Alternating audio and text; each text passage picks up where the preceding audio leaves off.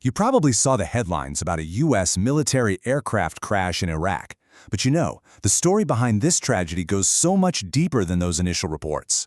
It's a story about high-stakes missions, incredible skill, and, believe it or not, a war of information. So, let's break down what really happened.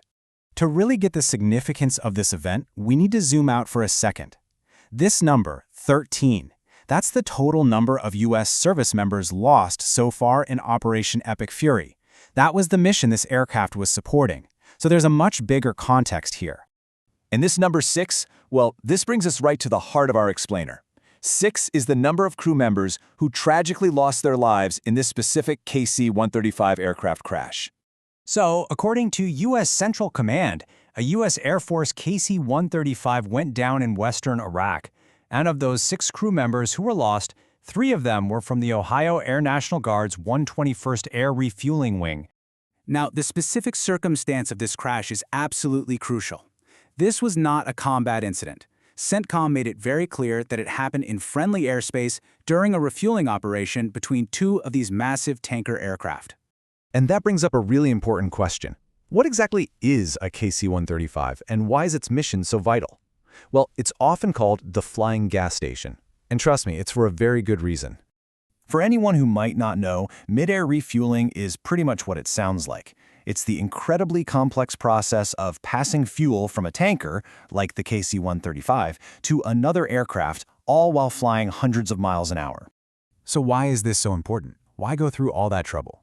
Well, refueling lets aircraft stay in the air way longer, extending their range dramatically. It also means a fighter jet can take off with less fuel but more weapons, and then just top up its tank once it's airborne. This makes these tankers themselves incredibly high-value assets, totally critical to almost every modern air operation. But here's the thing. Being a flying gas station is anything but simple.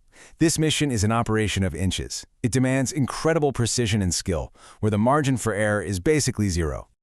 I mean, just try to picture this for a second. These incredibly precise maneuvers are being done while traveling at around 400 miles per hour.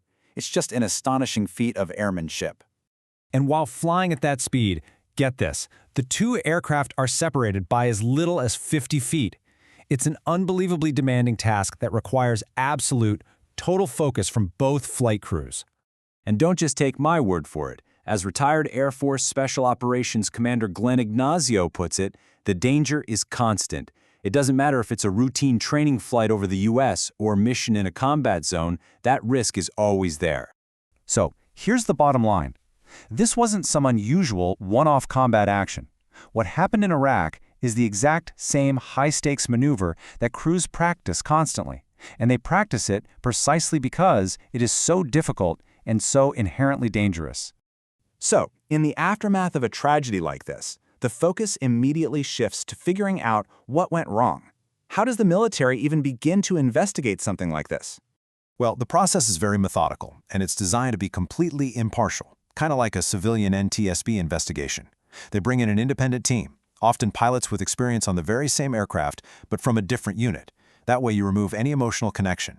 Then they interview everyone and analyze all the factors, human, mechanical, you name it, to figure out exactly where the breakdown occurred. But the investigation into the physical crash is only one part of the story.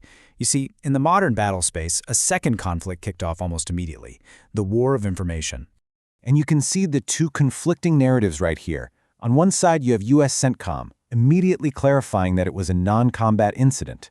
Almost at the same time, Iranian propaganda outlets started pushing a completely false story, claiming they had shot the plane down to make themselves look strong and create this perception of U.S. vulnerability. This is exactly why it was so important for the U.S. military to get the facts out and get them out quickly. This is psychological warfare, plain and simple.